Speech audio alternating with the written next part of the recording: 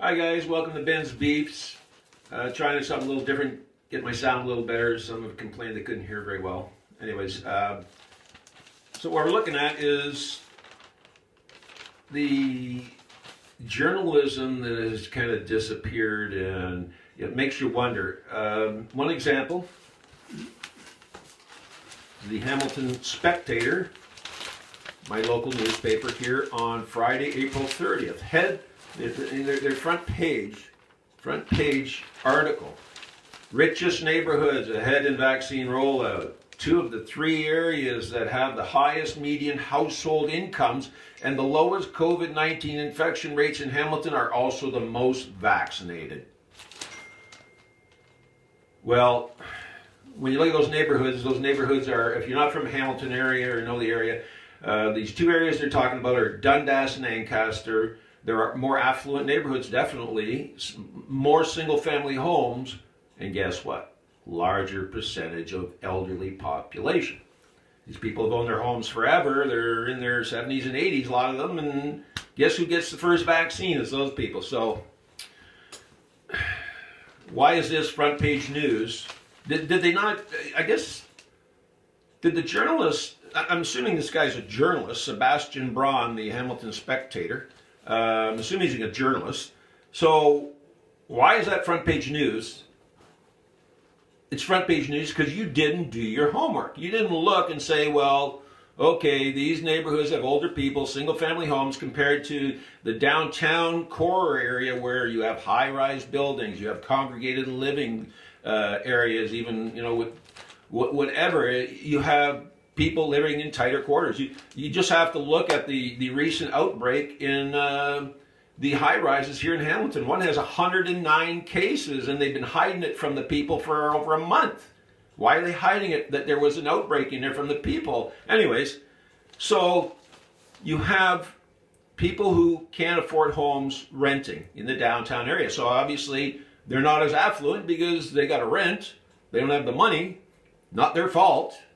But somehow we're going to throw race into this and saying that it's racial because these people living downtown are more people of color, I guess. Is that what they're trying to say? Or are they trying to say that people of color are poor? I don't know what they're trying to get at here, but again, they put race into it when race has nothing to do with it. It's where you live and how old you are was the deciding factor why these 2 areas, affluent or not, ended up getting, are higher up there on the percentage of who got vaccinated because they're older people. They're going to be first. Like, why is this front page news? Anyways, enough on that one. There's another beautiful article in the same newspaper on the same day. This one really, when I worked for a municipality, I did a lot of study on fine particulate matter and pollution.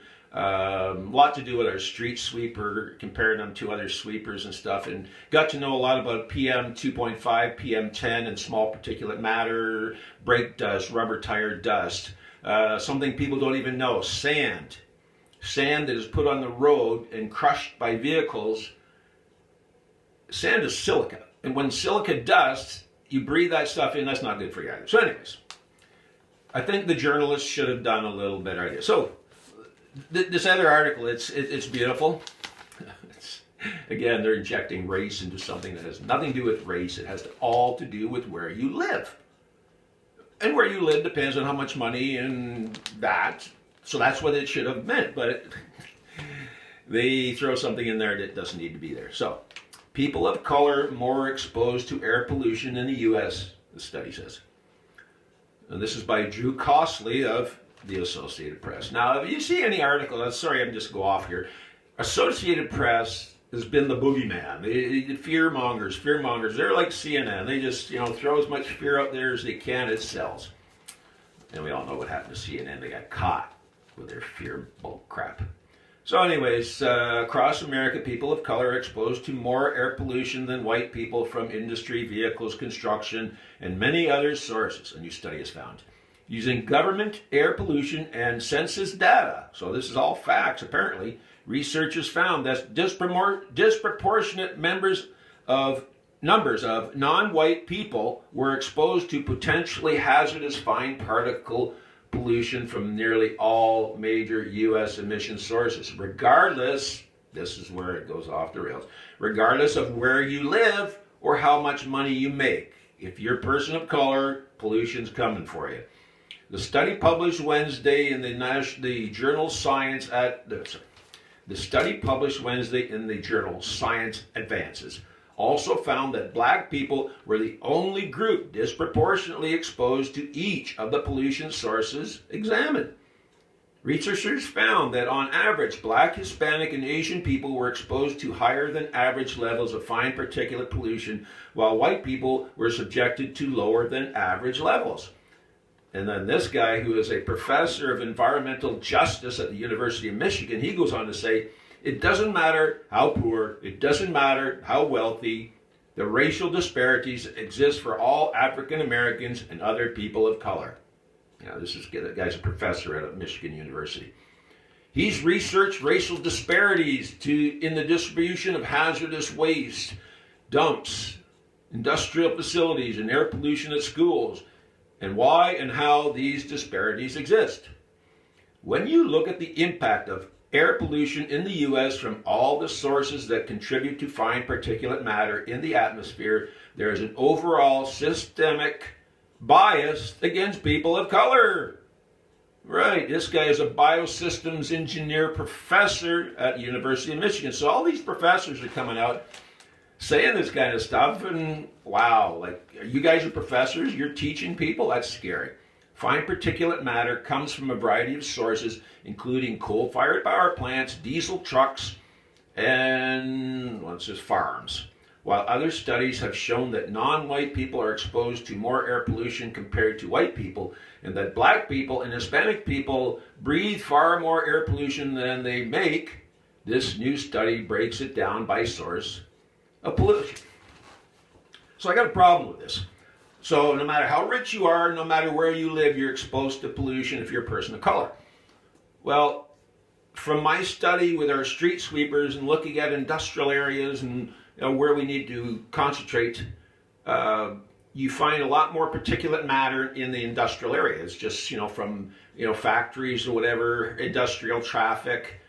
So people with money don't tend to live in industrial areas. They don't tend to live near major interstate highways, or they tend to be in these nicer areas. They're not.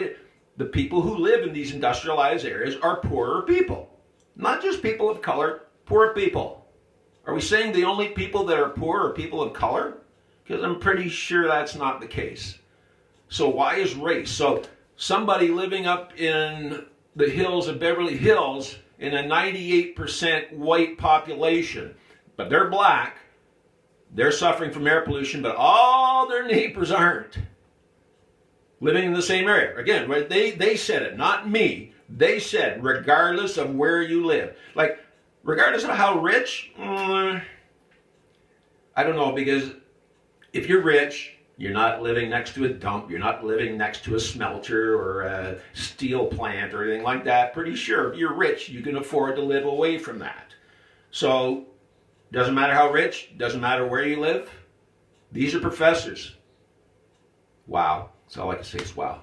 You don't have to look any further than the papers to see how, and the Associated Press, they seem to be just as bad as CNN. Every time I see a story from them, it's hate-fueled, it's racist-fueled, it's stoking the fire.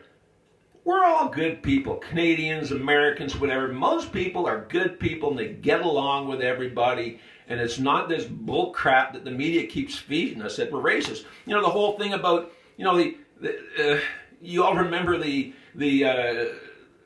attack on the massage parlors or whatever they were, health parlors they call them, but they were massage parlors, and this guy attacked and killed, and there was 8 out of 10 people were Asian women, so it's automatically an Asian hate crime, even though the police and the people attending at the time said this had nothing to do with hate or race. It was this guy that has this fixation with sex or something. So it had nothing, maybe against women, but not against Asians.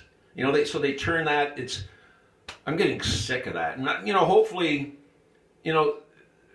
it's causing more problems for Asians and for blacks. by saying we've got this big problem out there, so now you're dividing camps. You know, we used to have segregation where we had, you know, blacks only, blacks to the back of the bus, or this water fountain's for blacks, this one's for whites, and we got rid of that because that was bad and that was wrong, and now we seem to be doing it all over again. We got graduations for blacks and graduations for white, and we got special, you know, we're separating ourselves into groups again, but the people who hated it a long time ago are the ones that are separating into groups now, saying it's good. I don't know. I just don't get it. When we all blend together, we all get along better. When we stop sitting in camps, we become one. We can't become one if we're picking sides all the time. We're always picking this side, that side. And that's what the media seems intent on doing. Find a side, get on it. Anyways, that's my beef for today. Thanks.